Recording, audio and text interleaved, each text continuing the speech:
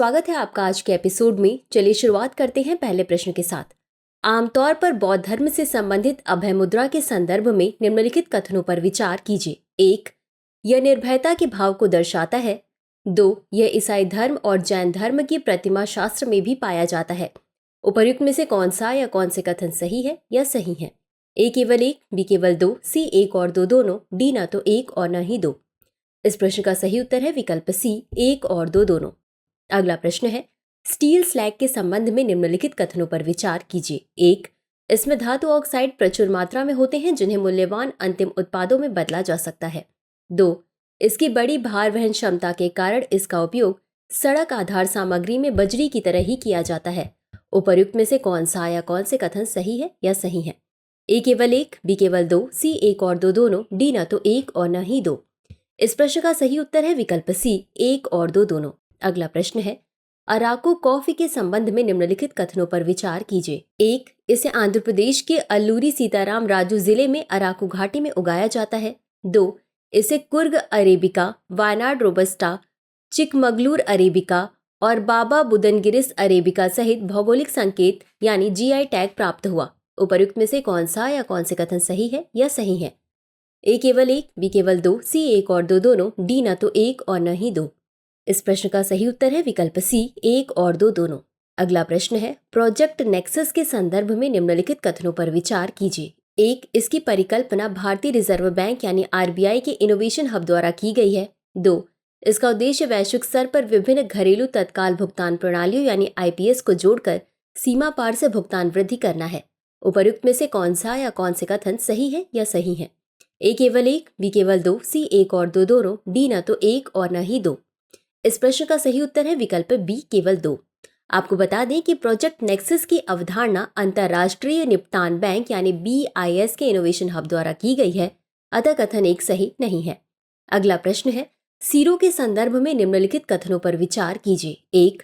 Himalayan sero पूर्वी, मध्य और पश्चिमी हिमालय में पाया जाता है लेकिन ट्रांस हिमालय क्षेत्र में नहीं। 2. Himalayan serow IUCN red list की संकटग्रस्त श्रेणी में है। 3. हाल ही में पश्चिमी असम के रायमोना राष्ट्रीय उद्यान में मुख्य भूमि सीरो की फोटोग्राफिक साक्ष्य दस्तावेजीकरण किए गए।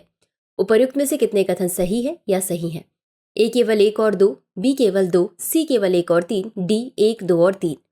इस प्रश्न का सही उत्तर है विकल्प C केवल 1 और 3। बता दें कि Himalayan serow IUCN red list की सुभेद्य श्रेणी में है, अतः कथन 2 सही नहीं है। अगला प्रश्न है, बन्नेरघट्टा राष्ट्रीय उद्यान के संदर्भ में निम्नलिखित कथनों पर विचार कीजिए। 1. यह महाराष्ट्र राज्य में नागपुर के पास स्थित है। 2. यह विश्व के उन कुछ स्थानों में से एक है जहां बड़े शहर के समान वन संरक्षित है। 3. भारत की सबसे बड़ी तेंदुआ सफारी का उद्घाटन बन्नेरघट्टा राष्ट्रीय उद्यान में किया गया। उपर्युक्त में से कितने कथन सही है या सही है? A केवल 1 और 2, B केवल 2, C केवल 2 और 3, D 1, 2 और 3। इस प्रश्न का सही उत्तर है विकल्प B केवल 2। बता दें कि बन्नेरघट्टा राष्ट्रीय उद्यान कर्नाटक में बैंगलोर के पास स्थित है, अतः कथन 1 सही नहीं है। हाल ही में बन्नेरघट्टा जैविक उद्यान में भारत की सबसे बड़ी तेंदुआ सफारी का उद्घाटन किया गया है, अतः कथन 3 सही नहीं है। अगला प्रश्न है, निम्नलिखित कथनों पर विचार कीजिए। 1. वर्ष 2023 में भारत प्रेषण प्रवाह सूची में शीर्ष पर था, उसके बाद मैक्सिको का स्थान था। 2. भारत में कुल प्रेषण प्रवाह का लगभग 50% संयुक्त राज्य अमेरिका, यूनाइटेड किंगडम और सिंगापुर से उच्च कुशल भारतीय प्रवासियों द्वारा भेजा जाता है। उपर्युक्त में से कौन सा या कौन से कथन सही है या सही है? A केवल 1, B केवल 2, C 1 और 2 दोनों, D ना तो 1 और न ही 2। इस प्रश्न का सही उत्तर है विकल्प A केवल 2। बता दें कि भारत में कुल धन प्रेषण प्रवाह का लगभग 36% संयुक्त राज्य अमेरिका, यूनाइटेड किंगडम और सिंगापुर जैसे 3 उच्च आय वाले देशों में निवास करने वाले उच्च कुशल भारतीय प्रवासियों द्वारा होता है, अतः कथन 2 सही नहीं है। अगला प्रश्न है, कभी कभी समाचारों में दिखने वाला रिप्लेस एक्शन फ्रेमवर्क किससे संबंधित है? A. एंटीबायोटिक दवाओं का उपयोग कम करना। B. प्लास्टिक की जगह बायोडिग्रेडेबल वस्तुओं का उपयोग करना। C. खाद्य पदार्थों से ट्रांस वसा को समाप्त करना। D. चीनी का सेवन कम करने का अभियान। इस प्रश्न का सही उत्तर है विकल्प C. खाद्य पदार्थों से ट्रांस वसा को समाप्त करना।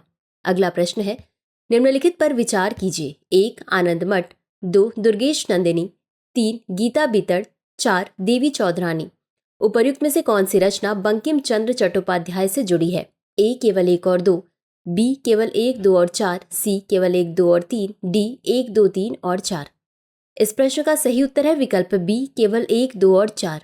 बता दें कि गीता बीतड़ एक पुस्तक संग्रह है जिसमें रविंद्रनाथ टैगोर द्वारा लिखे गए 2232 गीत हैं। तो चलिए अंत में देखते हैं आज के अभ्यास प्रश्न को। निम्नलिखित में से क्या कूजनेट वक्र द्वारा प्रदर्शित किया गया है?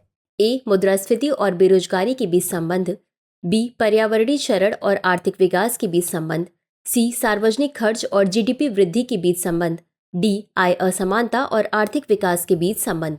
इस प्रश्न का उत्तर कमेंट बॉक्स में जरूर दें। अभी के लिए बस इतना ही। धन्यवाद।